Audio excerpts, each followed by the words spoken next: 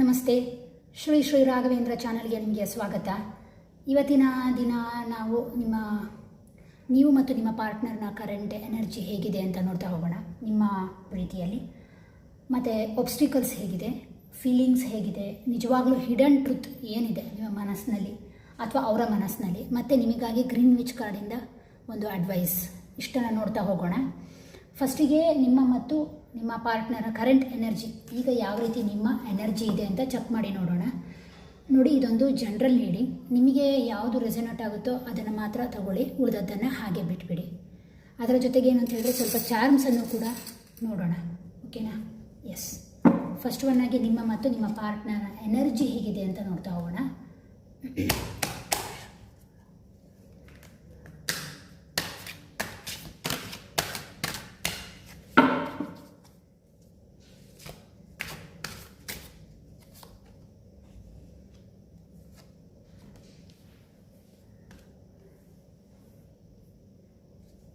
Okay, first ನಿಮ್ಮ current ಎನರ್ಜಿಯನ್ನು ತೆಗೆದು ನೋಡೋಣ.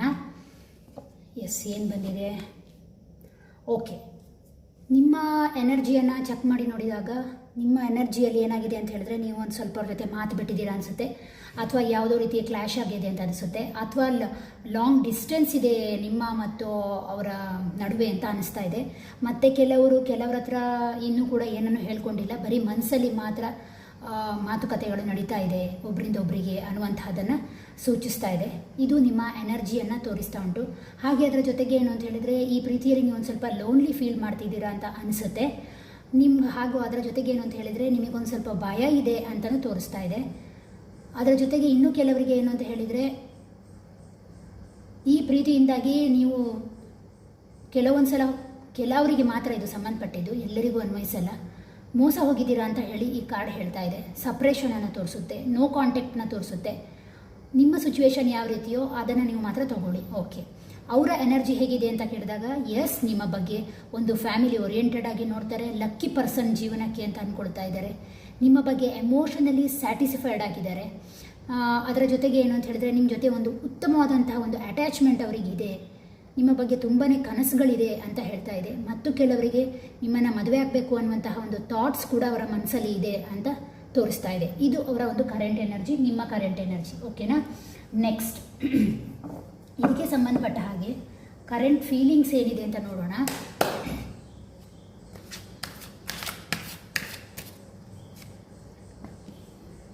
ಓಕೆ, ದ ಡೆತ್ ಕಾರ್ಡ್ ಬಂದಿದೆ ಕರೆಂಟ್ ಫೀಲಿಂಗ್ಸಲ್ಲಿ. ಏಸ್ ಆಫ್ ಕಪ್ಸ್ ಬಂದಿದೆ. ಓಕೆ, ಫೀಲಿಂಗ್ಸಲ್ಲಿ ನೋಡಿದಾಗ ಡೆತ್ ಕಾರ್ಡ್ ಬಂದಿದೆ. ಎಸ್, ಇದು ಯಾರು ನೋ ಕಾಂಟ್ಯಾಕ್ಟಲ್ಲಿ ಇದ್ದೀರೋ ಅಥವಾ ಯಾರು ಚೀಟ್ ಆಗಿದ್ದೀರೋ ಅವರಿಗೆ ಏನು ತೋರಿಸ್ತಾ ಇದೆ ಅಂದರೆ, ಎಸ್, ಕಂಪ್ಲೀಟಾಗಿ ಇದೊಂದು ಬಿಟ್ಟು ಹೋಗಿರುವಂತಹ ಎನರ್ಜಿಯನ್ನು ತೋರಿಸ್ತಾ ಇದೆ. ನಿಮ್ಮ ಫೀಲಿಂಗಲ್ಲಿ ಅವರು ಕಂಪ್ಲೀಟಾಗಿ ಹೊರಟು ಹೋಗಿದ್ದಾರೆ ಅನ್ನುವಂತಹ ಮನೋಭಾವನೆ ಇದೆ. ಯಾರಿಗೆ ಇದು? ಯಾರು ಮಾತುಕತೆ ಇಲ್ಲವೋ ಅಥವಾ ಯಾರು ಚೀಟಿಗೆ ಒಳಗಾಗಿದ್ದೀರೋ, ಯಾರು ಸಪ್ರೇಷನ್ ಮೂಡಲ್ಲಿದ್ದೀರೋ ಅವ್ರಿಗೆ ಅನ್ನಿಸ್ತಾ ಇರುವಂತಹದ್ದು. ಅಕಸ್ಮಾತ್ ನೀವು ಲೋನ್ಲಿ ಆಗಿದ್ದು ನೀವು ಹೇಳ್ಕೊಳ್ಳೋದಲ್ಲೇ ಇದ್ದರೆ ನಿಮಗೇನು ಅನ್ನಿಸ್ತಾ ಇದೆ ಅಂದರೆ, ಇದೊಂದು ಕೇವಲ ಒಂಥರ ಡೇ ಡ್ರೀಮ್ ಥರ ಕಾಣಿಸ್ತಾ ಇದೆ ಅಂತ ಹೇಳ್ತಾ ಇದೆ. ಮತ್ತು ಕೆಲವರಿಗೆ ಏನನ್ನು ಸೂಚಿಸ್ತಾ ಇದೆ ಅಂದರೆ, ಹೇಳ್ಕೊಳ್ಳಿಕ್ಕೆ ಶೈನೆಸ್ ಅಡ್ಡ ಬರ್ತಾ ಇದೆ ಅನ್ನುವಂಥದ್ದನ್ನು ಹೇಳ್ತಾ ಇದೆ.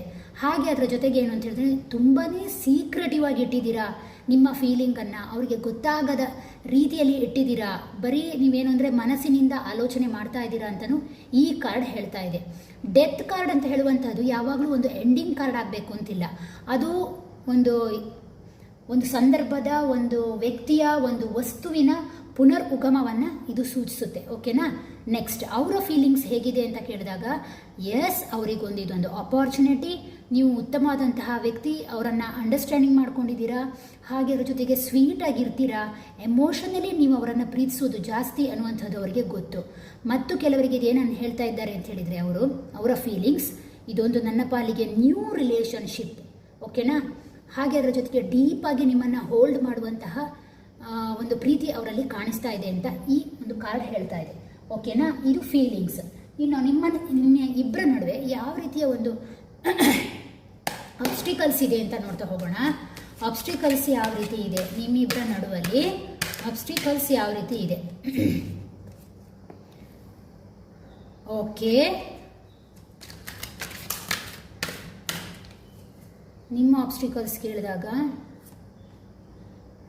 ಎಸ್, ನೋಡಿ, ನಿಮ್ಮ ಆಬ್ಸ್ಟಿಕಲ್ಸಲ್ಲಿ ಏನಾಗಿದೆ ಅಂತ ಹೇಳಿದ್ರೆ, ಯಾರಿಂದ ನೀವು ಚೀಟ್ ಆಗಿದ್ದೀರಾ, ಸಪ್ರೇಷನ್ಗೆ ಒಳಗಾಗಿದ್ದೀರಾ, ಅದರಿಂದಾಗಿ ಎಂಡಿಂಗ್ ಮೋಡಗೆ ಬಂದಿದೆ ನಿಮ್ಮ ಮನಸ್ಸು.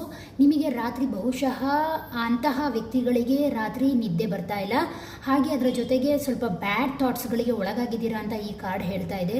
ತುಂಬಾ ಸ್ಟ್ರೆಸ್ ಫೀಲ್ ಆಗ್ತಾ ಇದ್ದೀರಾ, ಈ ಸಂಬಂಧಕ್ಕೆ ಸಂಬಂಧಪಟ್ಟ ಹಾಗೆ ನಿಮಗೆ ಸ್ಟ್ರೆಸ್ ಇದೆ, ಭಯ ಇದೆ ಅಂತ ಹೇಳ್ತಾ ಇದೆ. ಹಾಗೆ ಕೆಲವರಿಗೆ ಏನಾಗಿದೆ ಅಂತ ಹೇಳಿದರೆ ಜಗಳ ಆಗಿದೆ, ಕೆಲವರಿಗೆ ಜಗಳ ಆಗಿ ಬಿಟ್ಟು ಹೋಗಿರ್ಬೋದು, ಮತ್ತು ಕೆಲವರಿಗೆ ಏನು ಅಂದರೆ ನೀವು ಸೀಕ್ರೆಟಾಗಿ ಇಟ್ಟಿದ್ದೀರಾ, ಲೋನ್ಲಿಯಾಗಿ ಫೀಲ್ ಮಾಡ್ತಾ ಇದ್ದೀರಾ, ಮನಸ್ಸಲ್ಲೇ ಇಟ್ಕೊಂಡಿದ್ದೀರಾ.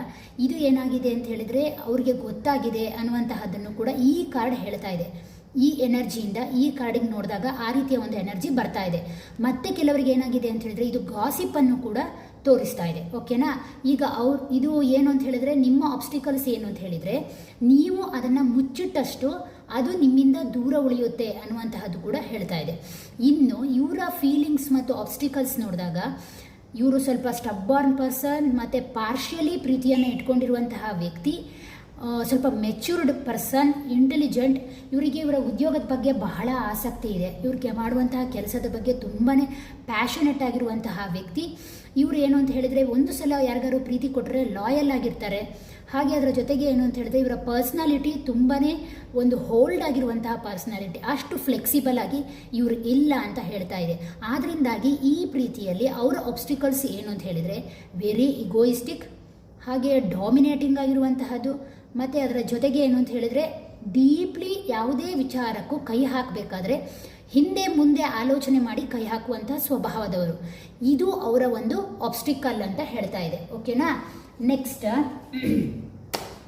ಇವರ ಹಿಡನ್ ಟ್ರೂತ್ ಏನಿದೆ, ಅಥವಾ ನಿಮ್ಮ ಹಿಡನ್ ಟ್ರೂತ್ ನಿಜವಾಗ್ಲೂ ಈ ಪ್ರೀತಿಯಲ್ಲಿ ಏನಿದೆ? ಎಸ್, ಹಿಡನ್ ಟ್ರೂತಿಗೆ ಬಂದಾಗ ನೀವೇನು ಅಂದ್ಕೊಳ್ತಾ ಇದ್ದೀರಾ? ಓಕೆ, ಇವರೇನು ಅಂದ್ಕೊಳ್ತಾ ಇದ್ದಾರೆ? ಎಸ್, ದ ವರ್ಲ್ಡ್ ಕಾರ್ಡ್ ಬಂದಿದೆ. ನಿಮಿಷ, ಮೇಜರ್ ಆರ್ಕೆನಾ? ಎಸ್, ಅದಕ್ಕೊಂದು ಬೇರೆ ತೆಗೆಯುವ. ಓಕೆ, ನೋಡಿ, ನಿಮ್ಮ ಹಿಡನ್ ಟ್ರೂತ್ ಏನಿದೆ ಅಂತ ಹೇಳಿದಾಗ ನಿಮ್ಮ ಹಿಡನ್ ಟ್ರೂತ್ ಆಲ್ರೆಡಿ ಕೆಲವರಿಗೆ ಇದು ಬಿಟ್ಟು ಹೋಗಿರ್ಬೋದು, ನೋ ಕಮ್ಯುನಿಕೇಷನ್ ಬಂದಿರ್ಬೋದು, ಮತ್ತು ಕೆಲವರಿಗೆ ಇಲ್ಲಿ ಚೀಟ್ ಆಗಿದೆ, ಸಪ್ರೇಷನ್ ಮೋಡಿಗೆ ಹೋಗಿದ್ದೀರಾ. ಅದರಿಂದಾಗಿ ನಿಮ್ಮ ಆಬ್ಸ್ಟಿಕಲ್ಸಲ್ಲಿ ನಿಮಗೆ ನಿದ್ದೆಗೆಡ್ತಾ ಇದ್ದೀರಾ, ಅನಗತ್ಯವಾಗಿ ಸ್ಟ್ರೆಸ್ ಮಾಡ್ಕೊಳ್ತಾ ಇದ್ದೀರಾ ಅಂತಲೂ ಹೇಳ್ತಾ ಇದೆ.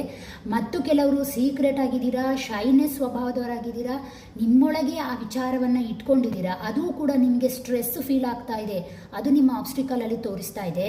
ಹಾಗೆ ಅದರ ಜೊತೆಗೆ ಹಿಡನ್ ಟ್ರೂತ್ ಏನು ಅಂತ ಹೇಳಿದರೆ, ನಿಮಗನ್ಸುತ್ತೆ ಈ ಪ್ರೀತಿ ಅನ್ನುವಂತಹದ್ದು ಒಂದು ರೀತಿಯ ಬ್ಯಾಲೆನ್ಸ್ ಇದ್ದ ಹಾಗೆ. ಓಕೆನಾ? ಯಾಕೆ ಅಂತ ಹೇಳಿದರೆ ಯಾವುದೇ ವಿಚಾರವನ್ನು ಬ್ಯಾಲೆನ್ಸ್ ಮಾಡಿದರೆ ಮಾತ್ರ ಸಾಧ್ಯ. ನನ್ನ ಕಡೆಯಿಂದ ಈ ಥಾಟ್ಸ್ ಬಂದಾಗ ಆ ವ್ಯಕ್ತಿನೂ ಆ ಕಡೆಯಿಂದ ಥಾಟ್ಸನ್ನು ತೋರಿಸ್ಬೇಕು. ಬಟ್ ಅವರು ತೋರಿಸ್ತಾ ಇಲ್ಲ, ನನಗೆ ಆ ರೀತಿಯ ಪ್ರೀತಿಯನ್ನು ತೋರಿಸ್ತಾ ಇಲ್ಲ ಅನ್ನುವಂತಹ ಒಂದು ಮನಸ್ಥಿತಿ ನಿಮ್ಮಲ್ಲಿದೆ. ಓಕೆನಾ? ಯಾಕೆ ಅಂತ ಹೇಳಿದರೆ ಇವರು ಆಲ್ರೆಡಿ ಒಂದು ಸ್ವಲ್ಪ ಸ್ಟಬ್ಬರ್ನ್ ಆಗಿರುವಂತಹ ವ್ಯಕ್ತಿ, ಅಂದರೆ ಹಠವಾದಿ ಸ್ವಭಾವದವರು, ಸ್ವಲ್ಪ ಡಾಮಿನೇಟಿಂಗ್ ಆಗಿದ್ದಾರೆ, ಮೆಚ್ಯೂರ್ಡ್ ಆಗಿರುವಂತಹ ವ್ಯಕ್ತಿ. ಆದ್ದರಿಂದಾಗಿ ಎಲ್ಲವನ್ನು ಬಾಯಿ ಬಿಟ್ಟು ಬಹುಶಃ ಹೇಳ್ಕೊಳ್ಳಲ್ಲ ಅನಿಸುತ್ತೆ. ಮತ್ತು ಸ್ವಲ್ಪ ಆ್ಯಂಗ್ರಿ ಪರ್ಸನ್ ಕೂಡ ಹೌದು, ಸ್ವಲ್ಪ ಬೇಗನೆ ಇವರಿಗೆ ಕೋಪ ಬರುತ್ತೆ. ಓಕೆನಾ?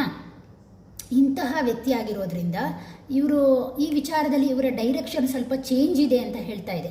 ಆದ್ದರಿಂದಾಗಿ ಏನಾಗಿದೆ ಅಂತ ಹೇಳಿದರೆ ನಿಮಗೆ ಇದು ಒಂದು ಸ್ವಲ್ಪ ಕನ್ಫ್ಯೂಷನ್ ಮೋಡಿಗೆ ಕರ್ಕೊಂಡೋಗಿದೆ. ಇದು ನಿಮ್ಮ ಹಿಡನ್ ಟ್ರೂತ್. ನೀವು ಸ್ವಲ್ಪ ಕನ್ಫ್ಯೂಷನ್ಗೆ ಒಳಗಾಗಿದ್ದೀರಾ ಅಂತ ಕೂಡ ಈ ಕಾರ್ಡ್ ಹೇಳ್ತಾ ಇದೆ.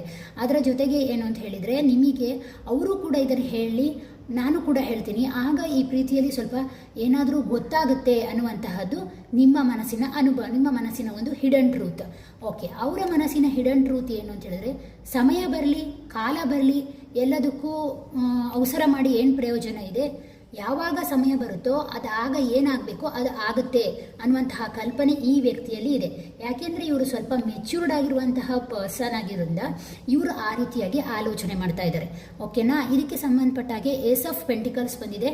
ಎಸ್, ಅವರಿಗೆ ಪ್ರೀತಿ ಇದೆಯಾ? ನಿಜವಾಗ್ಲೂ ನಿಮ್ಮ ಮೇಲೆ ಪ್ರೀತಿ ಇದೆ, ಅಟ್ರಾಕ್ಷನ್ ಇದೆ, ನಿಮ್ಮ ಬಗ್ಗೆ ರೆಸ್ಪೆಕ್ಟ್ ಇದೆ. ಹಾಗೆ ಅದರ ಜೊತೆಗೆ ಏನು ಅಂತ ಹೇಳಿದ್ರೆ ಒಂದು ಎಕ್ಸೈಟ್ಮೆಂಟ್ ಇದೆ, ಸ್ಟ್ರಾಂಗ್ ಬಾಂಡ್ಶಿಪ್ಪನ್ನು ನಿಮ್ಮಿಂದ ನಿರೀಕ್ಷೆ ಮಾಡ್ತಾ ಇದ್ದಾರೆ. ಬಟ್ ಏನು ಅಂತ ಹೇಳಿದರೆ ಅವರು ಎಲ್ಲವನ್ನು ಬಾಯಿ ಬಿಡುವಂತಹ ವ್ಯಕ್ತಿ ಅಲ್ಲ, ಅವರು ಸ್ವಲ್ಪ ಮೆಚ್ಯೂರ್ಡ್ ಆಗಿರುವಂತಹ ವ್ಯಕ್ತಿಯಿಂದಾಗಿ ಸ್ವಲ್ಪ ಮುಚ್ಚಿಡ್ತಾ ಇದ್ದಾರೆ ಅನ್ನುವಂತಹದ್ದು ಇದು ಇವರ ಹಿಡನ್ ಟ್ರೂತ್. ಓಕೆನಾ? ನೆಕ್ಸ್ಟ್, ನಿಮ್ಮಿಬ್ಬರಿಗಾಗಿ ಈ ಪ್ರೀತಿಯಲ್ಲಿ ಯಾವ ರೀತಿಯ ಒಂದು ಅಡ್ವೈಸ್ ಬರ್ತಾ ಇದೆ ಅಂತಲೂ ಕೂಡ ನೋಡೋಣ.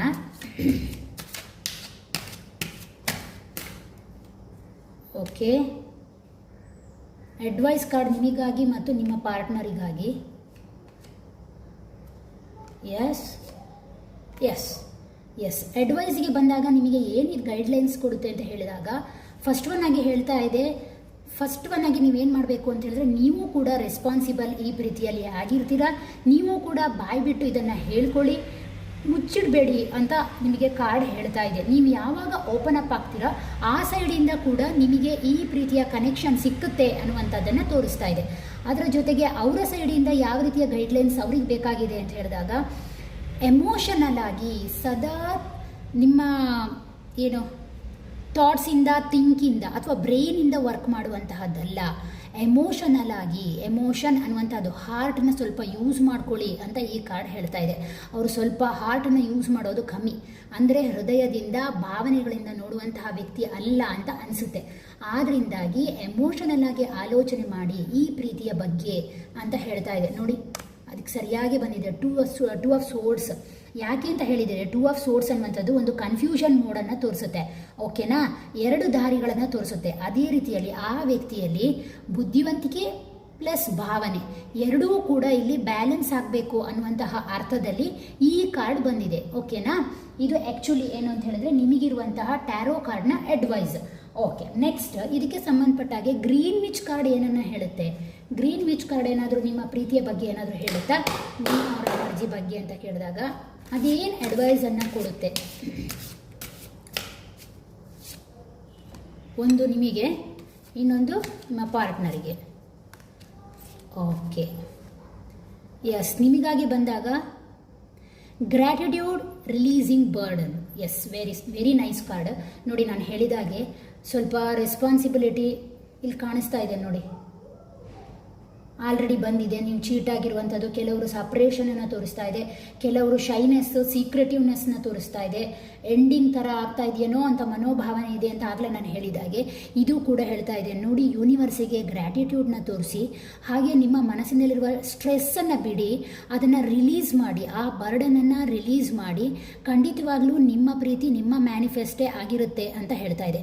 ಓಕೆನಾ, ಇಲ್ಲಿ ಕಾಣಿಸ್ತಾ ಇದೆಯಲ್ಲ, ಇದು ಏನು ಅಂತ ಹೇಳಿದ್ರೆ ಕ್ರಿಸ್ಟಲ್. ಈ ಕ್ರಿಸ್ಟಲ್ ಮೂಲಕ ಏನಾಗುತ್ತೆ ಅಂದರೆ ನಮಗೆ ಯೂನಿವರ್ಸಿಂದ ಗೈಡ್ಲೈನ್ಸ್ ಸಿಗುತ್ತೆ ಅಲ್ವಾ. ಇದು ಒಂದು ಸಿಂಬಲೈಸ್ ಮಾಡ್ತಾ ಇದೆ ನಿಮಗೆ ಏನು ಅಂತ ಹೇಳಿದ್ರೆ ಯೂನಿವರ್ಸಿಂದ ಈ ಗೈಡ್ಲೈನ್ಸ್ನ ಒಪ್ಕೊಳ್ಳಿ ಅಂತ ಹೇಳ್ತಾ ಇದೆ. ಅದರ ಜೊತೆಗೆ ನೀವು ಕಾರ್ಡನ್ನು ನೋಡ್ತಾ ಇರೋದಕ್ಕೆ ಇದೇ ಸಾಕ್ಷಿ, ಇದು ಮ್ಯಾನಿಫೆಸ್ಟ್ ಆಗೋದನ್ನು ತೋರಿಸ್ತಾ ಇದೆ. ಈ ಕ್ರಿಸ್ಟಲ್ಗಳೆಲ್ಲ ಏನು ಹೇಳುತ್ತೆ ಅಂತ ಹೇಳಿದ್ರೆ, ನಿಮ್ಮ ಮ್ಯಾನಿಫೆಸ್ಟ್, ಪ್ರೀತಿ ಅನ್ನುವಂಥದ್ದು ನಿಮ್ಮ ಮ್ಯಾನಿಫೆಸ್ಟ್, ನೀವು ಯಾವಾಗ ಇದನ್ನು ಮುಚ್ಚಿಡ್ತಾ ಹೋಗ್ತಿರೋ ಆ ಕಡೆಯಿಂದನೂ ಯಾವುದೇ ರೀತಿ ರೆಸ್ಪಾನ್ಸ್ ಬರಲ್ಲ ಅಂತ ಹೇಳ್ತಾ ಇದೆ. ಓಕೆ, ನಿಮಗೆ ಇದು ಸುಂದರವಾದ ಹೂವಿನ ಹಾಗೆ ಇರುವಂತಹ ಪ್ರೀತಿ ಅಂತ ಇದು ಹೇಳ್ತಾ ಇದೆ. ಅದರ ಜೊತೆಗೆ ನೋಡಿ, ಇಲ್ಲಿ 3 ಕ್ಯಾಂಡಲ್ಸ್ಗಳು ಕೂಡ ಬಂದಿದೆ. 3 ಆಫ್ ಪೆಂಟಿಕಲ್ಸ್. ಎಸ್, ಇದೇನನ್ನು ಸೂಚಿಸುತ್ತೆ ಅಂತ ಹೇಳಿದ್ರೆ, ಗುಡ್ ಕಮ್ಯುನಿಕೇಷನ್ ಅನ್ನು ಮಾಡ್ಕೊಳ್ಳಿ, ಇಬ್ಬರು ಪಾರ್ಟ್ನರ್ ಕೂತ್ಕೊಂಡು ಅದ್ರ ಬಗ್ಗೆ ಮಾತಾಡಿ ಆಮೇಲೆ ಒಂದು ಡಿಸಿಷನ್ಗೆ ಬನ್ನಿ ಅಂತ ಈ ಕಾರ್ಡ್ ನಿಮಗಾಗಿ ಅಡ್ವೈಸ್ ಮಾಡ್ತಾ ಇದೆ. ಎಸ್, ಇವರಿಗಾಗಿ ಏನು ಹೇಳ್ತಾ ಇದೆ ಅಂದರೆ ಸೇಜ್ ಆಲ್ರೆಡಿ ನಾನು ಹೇಳಿದಾಗೆ ಈ ವ್ಯಕ್ತಿ ತುಂಬಾ ವಿಸ್ಡಮ್ ಇರುವಂತಹ ವ್ಯಕ್ತಿ, ಮೆಚ್ಯೂರ್ಡ್ ಆಗಿರುವಂತಹ ವ್ಯಕ್ತಿ, ಎಲ್ಲವನ್ನು ಹೇಳ್ಕೊಳ್ಳಲ್ಲ, ತುಂಬಾ ಪಕ್ಕಾ ಪ್ರಾಕ್ಟಿಕಲ್, ಸಮಯವನ್ನು ಕಾಯುವಂತಹ ವ್ಯಕ್ತಿ ಪ್ರೀತಿಯ ವಿಚಾರದಲ್ಲಿ. ಸೊ ಅವ್ರು ಏನು ಮಾಡಬೇಕು ಅಂತ ಹೇಳಿದಾಗ ಅವರಿಗೆ ಬರುವಂತಹ ಅಡ್ವೈಸ್ ಏನು ಅಂತ ಹೇಳಿದ್ರೆ, ಹಾರ್ಮನಿ, ರಿಲೇಷನ್ಶಿಪ್ಪಲ್ಲಿ ಯಾವಾಗಲೂ ಒಂದು ಬ್ಯಾಲೆನ್ಸ್ ಇರಬೇಕು. ರಿಲೇಷನ್ಶಿಪ್ಪಲ್ಲಿ ಒಬ್ಬರು ಮಾತ್ರ ಪ್ರೀತಿ ಕೊಡುವವರು ಮತ್ತೊಬ್ಬರು ಮಾತ್ರ ತಗೊಳ್ಳುವವರು ಆಗಬಾರದು ಅಂತಲೂ ಈ ಕಾರ್ಡ್ ಅವರಿಗೆ ಅಡ್ವೈಸನ್ನು ಮಾಡ್ತಾ ಇದೆ. ಓಕೆನಾ, ನೆಕ್ಸ್ಟ್ ಇದಕ್ಕೆ ಸಂಬಂಧಪಟ್ಟ ಹಾಗೆ ಯಾವುದಾದ್ರೂ ಚಾರ್ಮ್ಸನ್ನು ಕೇಳಿ ನೋಡುವ, ಏನಾದರೂ ಮಾಹಿತಿ ಸಿಗುತ್ತಾ ಅಂತ.